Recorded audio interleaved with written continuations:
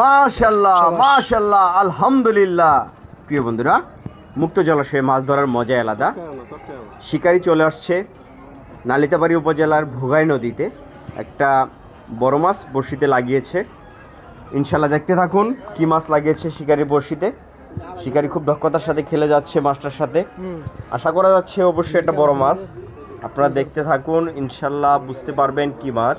নদীতে মাছ ধরা ধৈর্যের বিষয়, আর নদীতে একটা বড় মাছ মানে বিশাল কিছু। অনেক ধৈর্য সহকারে খেলতে হয় নদীতে মাছ ধরার জন্য। অনেক ধৈর্য নিয়ে বসতে হয়।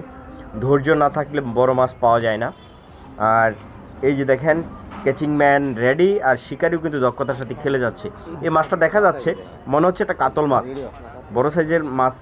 অবশ্যই এটা একটা বড় সাইজের মাছ। শিকারি রেডি রেডি রেডি। ওরে কি মাছ, কি মাছ!